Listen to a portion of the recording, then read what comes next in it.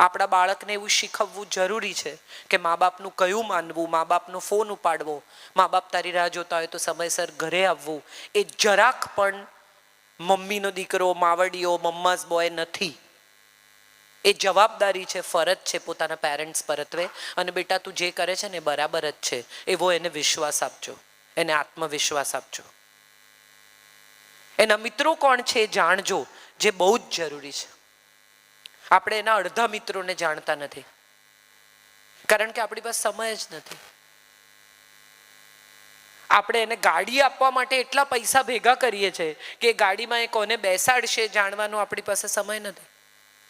અને કોક દિવસ એ ગાડીમાં એ વીડ ફૂંકશે, કોક દિવસ એ ગાડીમાં એ કંઈ ખોટું કરતો પકડાશે, ત્યારે આપણે પોલીસની દોડાદોડી કરીશું અને ત્યારે કહીશું કે અમે તો તને આવું નથી શીખવાડ્યું. હા, તમે એને એવું નથી શીખવાડ્યું, પણ એ જ્યાંથી શીખ્યો છે ત્યાંથી એને અટકાવવાનો પણ તમારી પાસે સમય નહોતો. Let us B aware parents. Let us be awakened parents, which is very important in today's world. We don't do that. We are simply not bothered about what our children are doing. કેટલા ટકા mark આવ્યા એનાથી વધારે જાણવાનો આપણી પાસે સમય જ નથી. એડમિશન નહીં મળે, આમ નહીં થાય, આવડી મોટી લેબ છે કોણ સંભાળશે, પણ એને તો પેન્ટર થવું છે, એને લેબમાં આવવું જ નથી, એને રસ જ નથી તમારી લેબમાં, એને સાયન્સ લેવું જ નથી. હું જ સૌથી મોટો દાખલો છું. બહુ જ બધા માર્ક સાયન્સ 12થમાં આવ્યા પછી આઈ ડિસાઇડેડ કે મારે આર્ટ્સમાં જવું છે, અને મને મારા ઘરમાંથી કાઢી મૂકવાની સ્થિતિ આવી ગયેલી. મારા બધા મામાઓ, ટીચર્સ બધા એમ માને કે હવે તો મેડિસિનમાં જ જવાનું ને, આટલા બધા માર્ક સાયન્સમાં આવ્યા છે તો. એન્ડ આઈ સેડ કે મેં તમે કહેલું કે 12મા સાયન્સમાં માર્ક લઈ આવ, તારે જે કરવું હશે કરવા દઈશું. હું લઈ આવી, હવે મારે આર્ટ્સમાં જવું છે. મારી માએ મને એવું કહી દીધું કે તું જાતે કમાઈને જાઓ, ઘરમાંથી પૈસા નહીં મળે. એને એમ કે હું ડરી જઈશ. મેં સંદેશમાં નોકરી કરવાની શરૂ કરી અને મેં BA કર્યું. આજે પણ મને એવું લાગે છે કે હું બહુ ખરાબ ડોક્ટર થયો હતો. મેં જે કર્યું એ સાચું જ કર્યું ને સારું જ કર્યું, એ વાત મને રોજ સવારે ઉઠીને હું એકવાર ફરી પુષ્ટિ કરું છું કે ના ના, I am good, I am very good. મને મૂડ ઉપર મારે કામ કરવું હોય, મારે ન કરવું હોય, મારે ઘરે રહેવું હોય, મેડિસિન તમને એવી છૂટ નથી આપતી. 7-8 વર્ષ 10 વર્ષ તમે ભણો એટલી ધીરજ જ નથી મારામાં.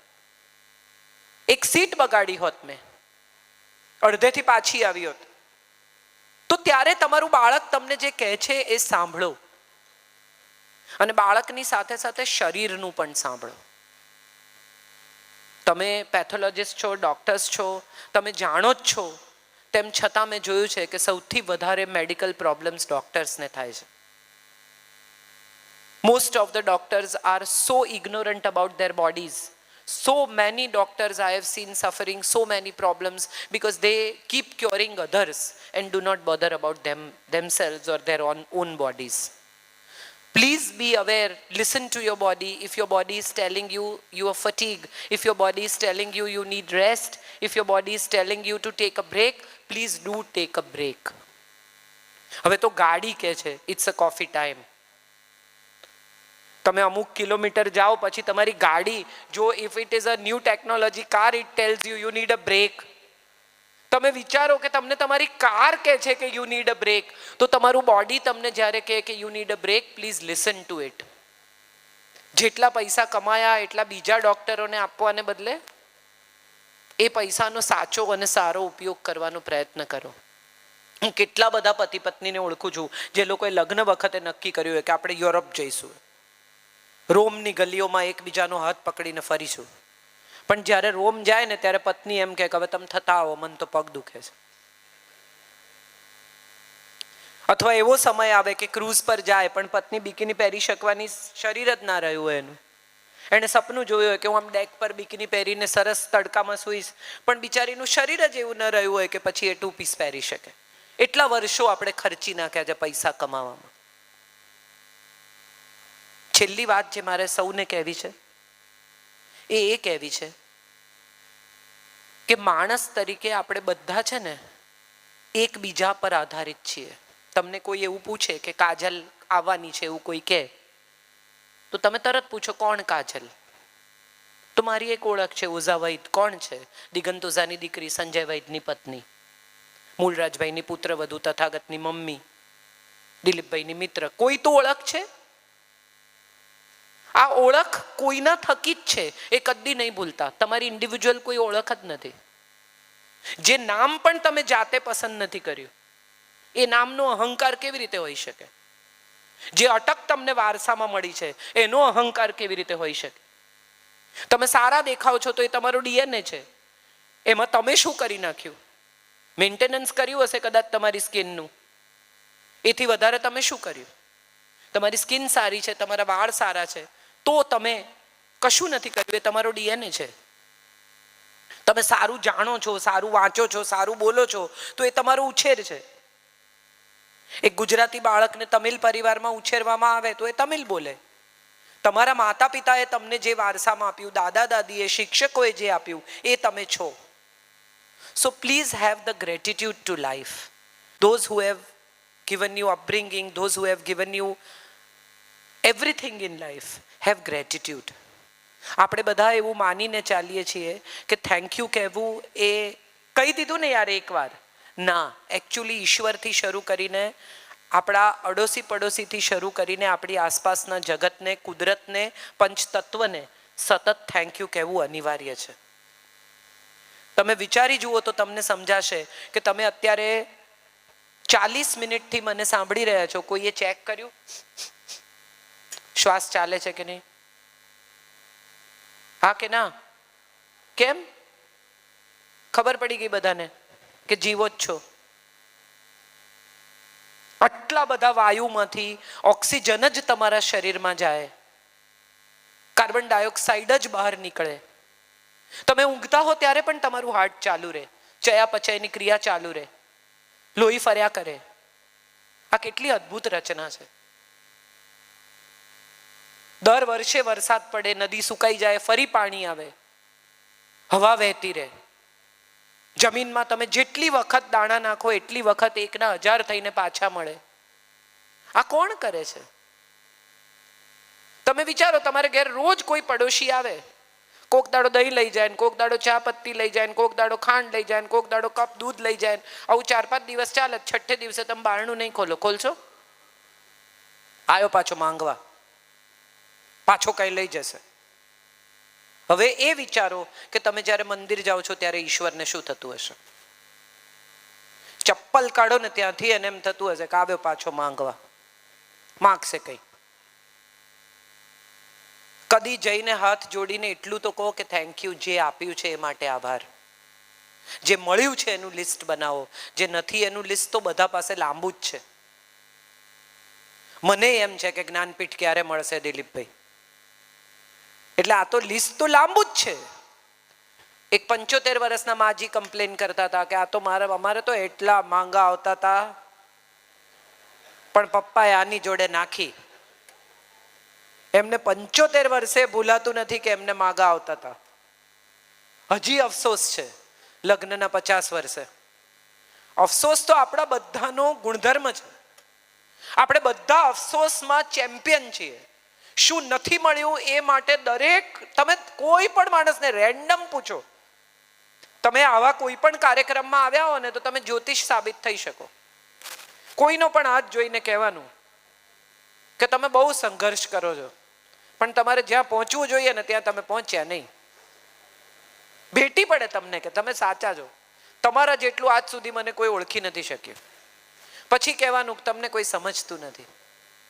દરેકની ફરિયાદ છે, મને કોઈ સમજતું નથી. પણ તમે ગણિતનો કોઈ દાખલો જો, mc² + 2 આવું કઈ છો કે તમને ઉકેલવામાં પ્રોબ્લેમ થાય, સરળ કેમ નથી થઈ શકતા? બધા તમને સમજી જાય એવા બની જાઓ. એવા તમે બનતા નથી, કોમ્પ્લેક્સ છો. આની જોડે આવા છો, પેલાની જોડે પેલા છો, આની જોડે આમ છો, આની જોડે આમ છો. કોકને સાચું કીધું, કોકને ખોટું કીધું, કોકને ઊંધું કીધું, કોકને સીધું કીધું. પછી જ્યારે એ બે ભેગા થયા ત્યારે કે તમને આવું કહેતા હતા, હા મને તો આવું કહેતા હતા. તો તમે કોમ્પ્લેક્સ છો, એટલે તમને કોઈ સમજતું નથી. અને ત્રીજું, સૌથી ઇમ્પોર્ટન્ટ, દરેકને લાગે છે કે તમે સૌ માટે ઘસાવો છો પણ તમારા નસીબમાં યશ નથી. આ 3 વાત સૌ માટે સાચી. બધાને લાગે સાચી વાત, મેં બધાનું કેટલું કર્યું, કોઈએ મને જશ ના આપ્યો. જશ માટે કર્યું કે તમને લાગ્યું કે તમે માણસ છો, તમારે કરવું જોઈએ માટે કર્યું? આટલું જો જીવનમાં કરી શકશો ને તો હું માનું છું કે તમે સુખી થઈ શકશો. સગવડ નહીં વધે કદાચ, પણ સુખ બહુ મળશે, શાંતિ બહુ મળશે, મજા બહુ આવશે. જે મહત્વના છે એ લોકોને મહત્વ આપો, જે પ્રાયોરિટી છે એ નિશ્ચિત કરો. આટલું બધું જાહેરમાં સરકાર તમને વારે વારે કહે છે કે ઓટીપી ના આપો ને, ફલાણું ના કરો ને, ન્યૂડ ફોટા અપલોડ ના કરો ને, અમુક વસ્તુઓ શેર ના કરો ને, અમુક ફોટા ના મોકલો ને. તમે વિચારી જુઓ, જેટલા લોકોના અત્યારે તમે ડીપી જુઓ એ બધા સાચા છે? હા કે ના? ના, દિલથી કહો ના. બધા વાળ આમ સરસ ઝુલ્ફા હતા ત્યારના ફોટા મૂકે, બધા મળો ત્યારે ખબર પડે કે 50% ડિસ્કાઉન્ટ છે આમાં. બધાનું એવું છે. ફિલ્ટર 50 માર્યા હોય અને 50 ફિલ્ટર પછીનો ફોટો જોઈને તમે પ્રેમમાં પડો. ઇન્ટરનેટ ઉપર પ્રેમમાં પડનારાની સંખ્યા કેટલી છે? રીયુનાઇટ થાય જૂના લોકો. સ્કૂલમાં મને બહુ ક્રશ હતો, પછી એ જડે તમને ઇન્સ્ટામાં, પછી તમે લખો કે તમે એ જ છો, એટલે એ તમને લખે કે હા હું એ જ છું. અને પછી સમજાય તમે જ્યારે કોફી પીવા ભેગા થાવ ત્યારે કે ના એ નથી, આ તો બીજો છે. ત્યાં સુધીમાં તો એટલી ચેટ ભેગી થઈ ગઈ હોય કે જે સ્પાઉસના હાથમાં આવે તો ઇનફ છે. અને ચેટ જ હોય, આમાં કઈ બન્યું તો હોય જ નહીં. સમજી જ શકે છે બધા. પણ મજાની વાત એ છે કે આપણે બધા આ ટેકનોલોજીથી, આ વર્ચ્યુઅલ રિલેશનશિપથી ખુશ છીએ. આપણને બધાને લાગે છે કે આ વર્ચ્યુઅલ વર્લ્ડ રિયલ છે. એઆઈ આવી ગઈ છે, હવે કોઈ એમએફ હુસેન નથી, હવે બધા એમએફ હુસેન છે.